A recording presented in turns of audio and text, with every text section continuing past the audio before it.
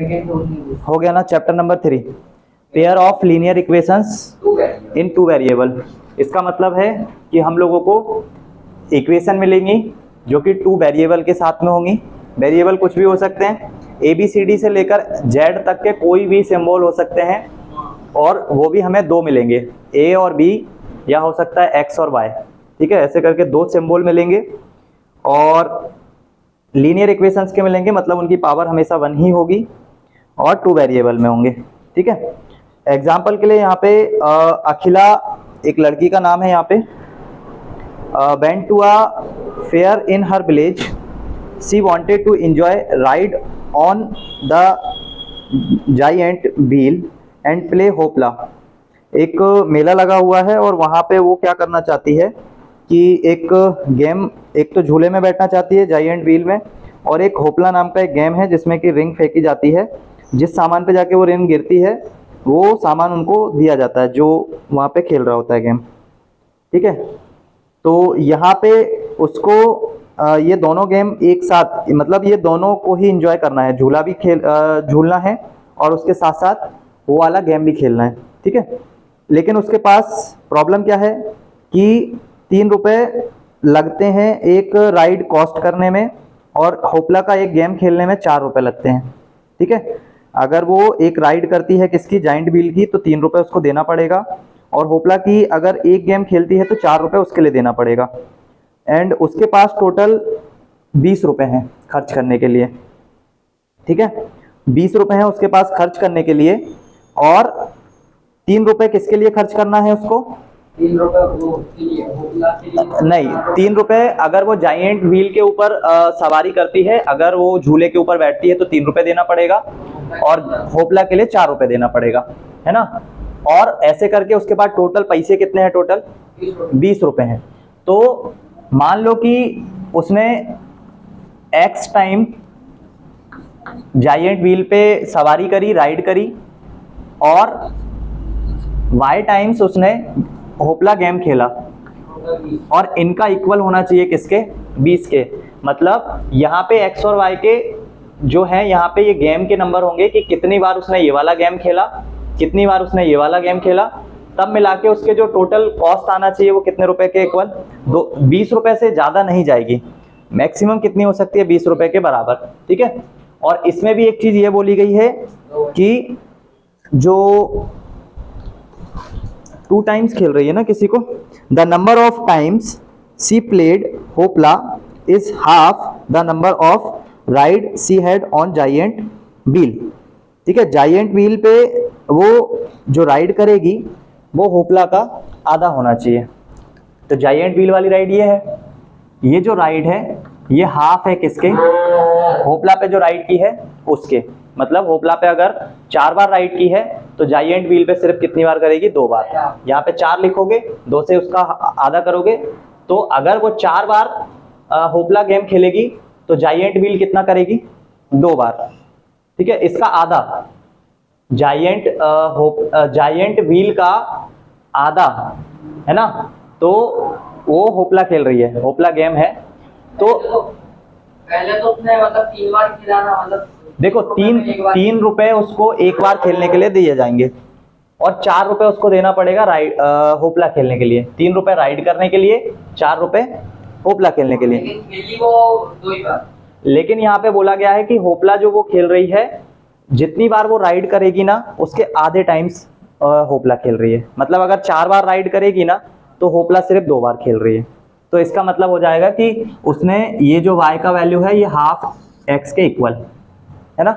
ये यहाँ पे थोड़ा सा क्या है, वो होपला और जाइंट व्हील में थोड़ा सा कंफ्यूजन है, इसलिए वो इक्वेशन बनाने में प्रॉब्लम जा रही है। इक्वेशन बहुत आसानी से बनती है। ठीक है, होपला कितने बार खेला वो गिवन हो?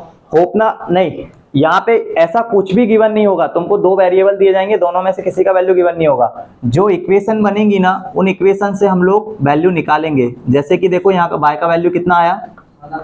1/2। इस सेकंड इक्वेशन में उसको रख दो 3x प्लस 4। y का वैल्यू कितना है? Half x is equal to 20। 2 से 4 cancel, 3x plus 2x is equal to 20, इन दोनों को ऐड करेंगे 5x is equal to 20, x is equal to 20/5, इसका मतलब 4। तो x का वैल्यू 4 है, इसका मतलब वो राइड कितनी बार कर रही है? 4 बार। और अगर राइड 4 बार करेगी तो यहाँ पे रख दो x का मान। अगर राइड 4 बार करेगी तो होपला गेम कितनी बार खेल रही है वो? और इन दोनों वैल्यूज को यहाँ रखो, 3 मल्टीप्लाई x का वैल्यू कितना आया? 4 और 4 मल्टीप्लाई 2, दोनों को चेक करो। 4 3 जा 12, 4 2 जा 8, आंसर कितना आ रहा है? 20। तो देखो इतने ही तो रुपए थे उसके पास, है ना? इतने ही तो रुपए थे, कितने? 20 रुपए। और देखो x और y के जो मान आए हैं उनको अगर हम यहाँ रख रहे हैं तो उससे भी आंसर कितना आ रहा है? 20। तो इसका मतलब है कि उसने 4 बार तो क्या खेला है? जायंट व्हील पे वो किया है, झूला झूला है, और 2 बार उसने क्या किया है? होपला गेम खेला। ठीक है, एक मतलब थोड़ा सा वो गेम के नामों में कंफ्यूजन है, इसलिए इक्वेशन बनाने में प्रॉब्लम है। अभी ये दिख गया कि दो इक्वेशन दी जाएगी, एक यहाँ पे लिखी हुई है और एक यहाँ पे लिखी हुई है। दोनों इक्वेशंस में से किसी भी एक इक्वेशन में एलिमिनेशन मेथड लगाते हैं। जैसे कि यहाँ y का वैल्यू निकाला और उसको उठा के कहाँ पे रख दिया? इक्वेशन नंबर सेकंड में। बस पूरे चैप्टर में यही करना है, 2 इक्वेशन दी जाएगी, फर्स्ट एंड सेकंड, किसी एक से एक का मान निकालना है और उसको उठा के किस में रखना है? दूसरे वाले में रखोगे, किसी एक का मान आ जाएगा, उस एक के मान से दूसरे का मान आ जाएगा। ठीक है, तो अभी इसको तो मेथड यही रहेगी, बता दे रहा हूं मैं, और क्या मेथड हो सकती है। इसको उतार के अभी कोई फायदा नहीं है, मैं बता दूंगा, एग्जाम्पल जो आएगा उस पे उसको उतारवा दूंगा। ठीक है, इसको अभी उतारने का कोई मतलब नहीं है। जैसे कि इसके बाद एक और क्वेश्चन है, ये वाला समझ में आया ना? करना कैसे है? जैसे कि दूसरा देखो, 2x + 3y, ये 2 वेरिएबल में एक इक्वेशन है और इक्वल्स टू है 5। ठीक है, और दूसरी इक्वेशन है x - 2y - 3 is equals to 0। अब इसमें तुम क्या करो, तुमको 2 इक्वेशन दिख रही है, दिख रही है ना? दोनों इक्वेशंस में से किसी एक का मान निकाल लो, या तो इस वाले में से निकाल लो या इस वाले में से निकाल लो। तो सेकंड इक्वेशन से जब किसी एक का मान निकालोगे ना, मान लो कि x का मान निकाल रहे हो, तो क्या आएगा? x का value x - 2y is equal to, पहले तो होगा 3 और फिर x is equal to 3 + 2y। ये जो आया ना, इसको उठा के कहाँ पे रख दो?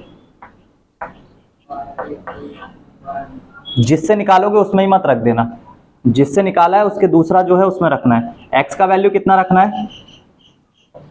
3 + 2y, उसके बाद 3y, और ये इक्वल होगा किसके? 5 के। दिख रहा है ना, ये इसी में रख रहे हैं। इसका 1/1 मल्टीप्लाई करो, 2 3 जा 6, 2 2 जा 4, और 3y इज इक्वल टू, इस 6 को उधर लेकर जाओ और इन दोनों को जोड़ दो, तो ये हो जाएगा 7y, और 5 - 6 माइनस का 1, तो y का मान आ जाएगा -1/7। इसको सेकंड इक्वेशन से देखो, ये सेकंड इक्वेशन है, इससे हमने किसका मान निकाला? हम y का भी निकाल सकते थे। ठीक है, हमने x का निकाला, उसको उठा के हमने कहाँ पे रख दिया? इक्वेशन 1 में। x की जगह पे देखो 3x + 2y, और 2 वहीं पे है, बाकी का पूरा ऐसा ही का ऐसा। ठीक, 1/1 मल्टीप्लाई किया, नंबर्स को नंबर के साथ ऐड और सब्सट्रैक्ट किया, और वेरिएबल के साथ वेरिएबल वाले को एक साथ ऐड किया। ठीक है, फिर यहाँ से y का वैल्यू आ गया कितना? -1/7। वो y का वैल्यू इक्वेशन 3 में रख देंगे। अच्छा, y का वैल्यू किसी में भी रख दो, चाहे फर्स्ट इक्वेशन में रख दो, सेकंड में रख दो, थर्ड में रख दो, सभी जगह से एक ही आंसर आएगा। x is equal to 3 + 2 multiply -1/7, x is equal to 3 - 2/7, 7 3 जा 21, 21 - 2/7, x इज इक्वल टू, इसको माइनस करेंगे कितना आएगा? 19/7। आया समझ में करना कैसे है क्वेश्चन? ठीक है, तो यहाँ पे इसको हम लोग एलिमिनेशन मेथड बोलते हैं। इसमें हम लोगों को क्या करना होता है, किसी एक वैल्यू को एलिमिनेट करना है। जैसे कि यहाँ पे हम लोग कर रहे हैं, x का वैल्यू निकाल रहे हैं, है ना, और उसको उठा के कहाँ पे रख रहे हैं, इक्वेशन नंबर फर्स्ट में। ठीक है, तो एक इक्वेशन से उठा के दूसरे में उठा के रख रहे हैं, इसको बोल रहे हैं एलिमिनेशन मेथड। तो इतना समझ में आ गया क्वेश्चंस को करना कैसे है? ठीक है, एग्जाम्पल नंबर फर्स्ट में तुम लोग देख सकते हो, एग्जाम्पल नंबर फर्स्ट को यही वाला क्वेश्चन कर रखा है ना। एग्जाम्पल नंबर फर्स्ट में भी यही वाला क्वेश्चन कर रखा है, होपला और जायंट व्हील वाला, उसी क्वेश्चन को रिपीट कर रखा है। ठीक है, तो करना है तो एग्जाम्पल नंबर फर्स्ट से कर लो। एग्जाम्पल नंबर फर्स्ट लिखो, सॉल्यूशन लिखो, देन उसको सॉल्व कर लो। ठीक है, और उसके अलावा एक्सरसाइज फर्स्ट में हमें क्या करना है, ये इस मेथड को यूज ना करके हमें जो मेथड यूज करना है वो दूसरी वाली करना है। मतलब ग्राफ पे हमें बना के दिखाना है। ये दो इक्वेशंस जो बन रही है ना, इन दोनों इक्वेशंस को ग्राफ पे बना के दिखाना है और ग्राफ पे ही उनके कट पॉइंट निकालना है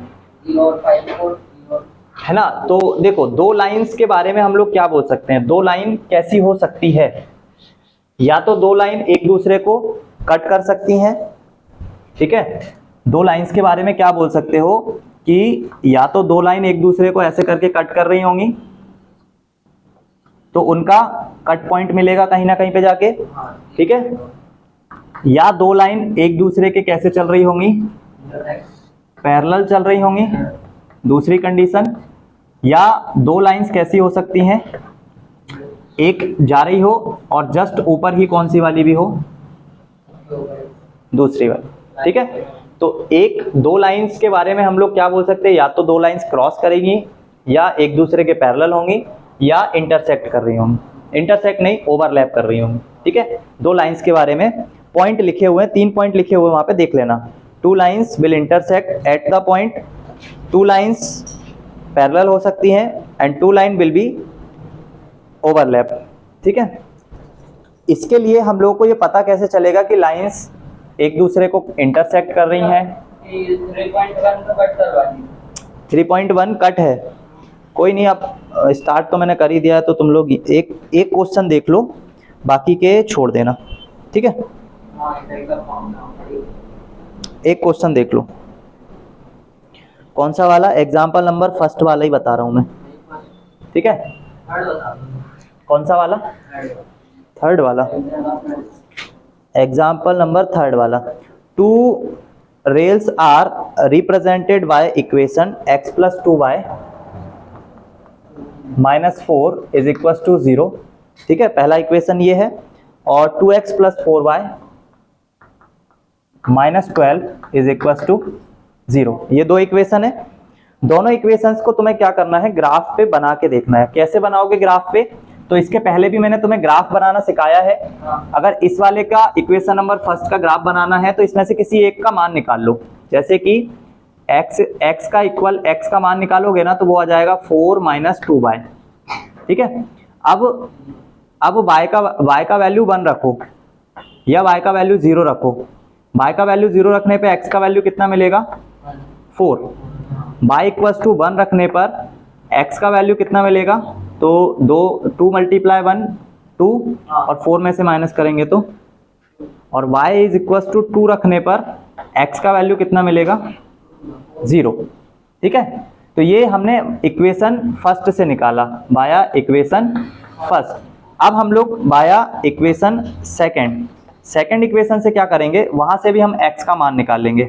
तो 2x बराबर आ जाएगा 12 - 4y, और x = आ जाएगा 12 - 4y/2। ठीक है, तो अब इस इक्वेशन में हम लोग वापस से y का वैल्यू रख के देखेंगे। पहले हम रख रहे हैं y = 0। y = 0 रखोगे तो ये 0 हो जाएगा, और 2 से 12 को कैंसिल करोगे तो x का वैल्यू कितना आ जाएगा, 6। y = 1 रखो, y इक्वल टू 1 रखोगे, 4 मल्टीप्लाई 1 4, 12 में से जाएगा 8, 8 को 2 से डिवाइड करोगे, x का वैल्यू आ जाएगा 4, और y बराबर कितना रखना है 2, y बराबर 2 रखोगे तो x का मान कितना आएगा, 4 दूनी 8, 12 में से 8 जाएगा तो 4, 4/2 का मतलब 2। ठीक है, अब तुम्हें क्या करना है, इसको ग्राफ पे प्लॉट करना है। तो ग्राफ पे प्लॉट करते समय यहाँ 1 होता है, 2, फिर 3, फिर 4, 5, ऐसे ही सो ऑन, और 1 2 3 4 5 6, ऐसे ही इसमें बाय एक्सिस में भी कुछ नंबर्स होते हैं। ठीक है, ये y में है, ये x में। इन नंबर्स को प्लॉट करो। y इक्वल टू जब 0 था तो x का वैल्यू कितना आ रहा था, 1 2 3 4। y इक्वल टू जब 0 रखा था तो x का वैल्यू कितना मिला, 4 मिला। फिर y इक्वल टू 1 रखा तो x का वैल्यू कितना मिला, 2 मिला। ठीक है, और जब y इक्वल टू 2 रखा तो x का वैल्यू कितना मिल गया, इसका मतलब यहाँ पे तो ये दिख रहा है, ये जो लाइन है वो कुछ ऐसे जा रही है। ठीक है, इस जगह से। और फिर ऐसे ही हमने सेकंड इक्वेशन के लिए लाइन बनाएंगे इसी ग्राफ में। तो देखो y इक्वल टू 0 रखने पे x का वैल्यू कितना मिल रहा है, 6, मतलब आगे कहीं पे मिलेगा 6, यहाँ पे कितना, y इक्वल टू 0 रखने पे। ठीक है, यहाँ पे। फिर y इक्वल टू 1 रखने पर x का वैल्यू कितना मिल रहा है, 4 मिल रहा है, मतलब यहाँ पे। और y इक्वल टू 2 रखने पर x का वैल्यू कितना मिल रहा है, 2 मिल रहा है। y इक्वल टू कितना, 4 रखने पर, तो ये वाला जो लाइन है ना, ये यहाँ से ऐसा होता होगा।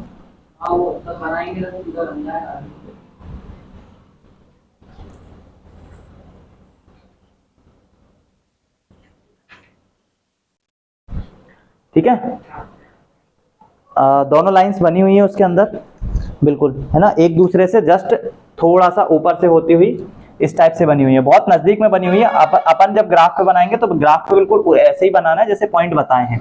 जिन पॉइंट्स पे हम लोगों को ये पॉइंट मिलते जाएंगे उनको क्या करना है, मिला देना है। तो दोनों लाइन तुम लोगों को दिख रही होंगी, एक लाइन जस्ट नीचे से जा रही है और एक लाइन उसके ऊपर से जा रही है। ठीक है, दो लाइन है और दोनों अलग अलग लाइंस की इक्वेशन है, ये एक फर्स्ट वाली है और एक सेकंड वाली है, और दोनों ही लाइंस को जब ग्राफ पे बनाएंगे तो वो प्रॉपर बनती है लाइन। ठीक है, हाँ, जो देखो कुछ मान रखना होता है, जैसे मैंने यहाँ पे 0 रखा, 1 रखा, 2 रखा, तुम भी रख के देख सकते हो कुछ भी मान। एक ही ग्राफ में दोनों का प्लॉट कर देंगे। हाँ, एक ही ग्राफ में दोनों लाइंस को प्लॉट करना है, दोनों। कितनी लाइन है? अरे 2 ही आएंगी, इससे ज्यादा थोड़ी आएंगी। हाँ, 2 ही लाइन आएंगी, 2 से ज्यादा नहीं आएंगी।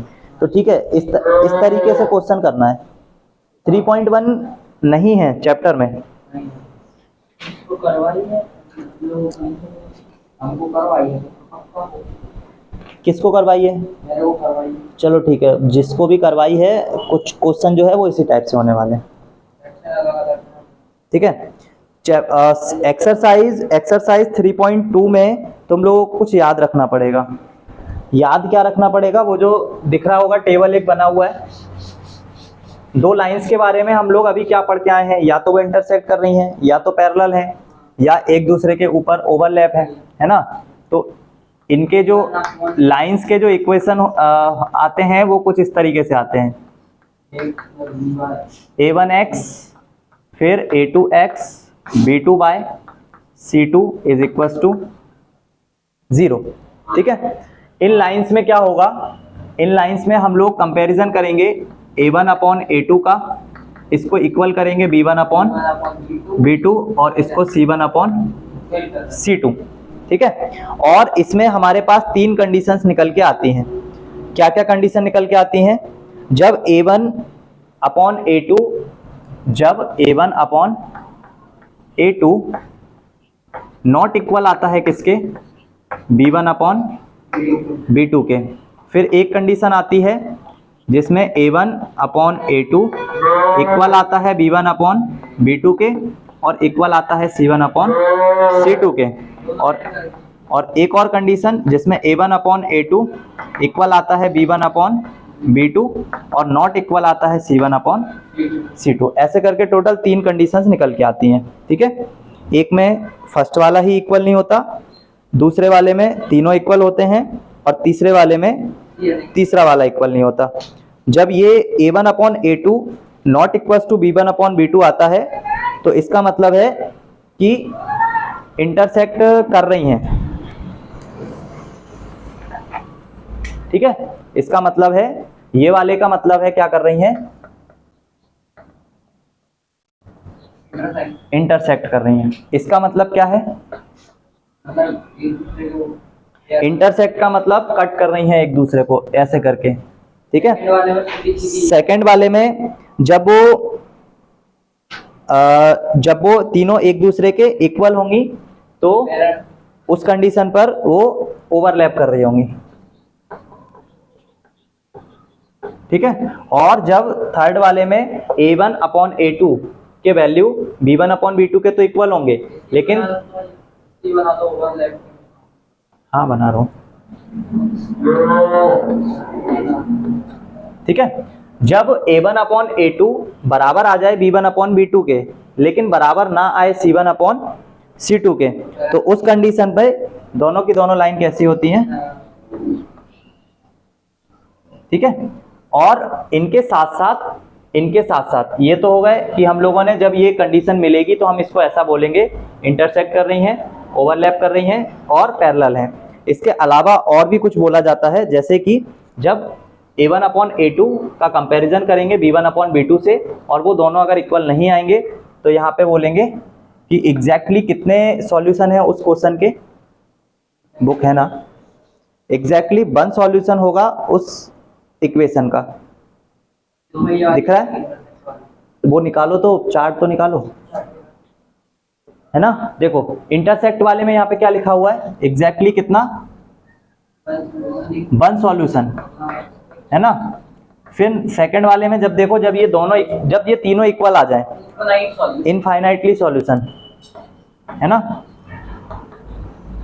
और इस वाले में, पैरेलल वाले में देखो नो सॉल्यूशन। ठीक है, ये कंडीशंस एग्जाम में पूछी जाती हैं। पैरेलल वाली में लाइंस कुछ ऐसे रहने वाली हैं और नो सॉल्यूशन, तो ये तुम्हें याद रखना है। कंपैरिजन अभी मैं करके दिखा दूंगा, बट अभी फिलहाल तुम्हें क्या याद रखना है, अभी फिलहाल तुम्हें ये याद रखना है, जब इनका कंपैरिजन करेंगे और जब ये इक्वल नहीं आएंगे तो इसका मतलब है वो इंटरसेक्ट कर रही हैं और उनका एक ही सॉल्यूशन होगा। ठीक है, अगर ये वाली कंडीशन आ रही है तो वो ओवरलैप कर रही हैं और इनफाइनाइटली सॉल्यूशंस होंगे उनके, और अगर ये वाली कंडीशन आ रही है तो वो पैरेलल होंगी और उनका कोई सॉल्यूशन नहीं होगा। ठीक है, तो ये टेबल बना लो और टेबल बनाने के बाद फिर चलते क्वेश्चन पे। टेबल बना लो पहले तो।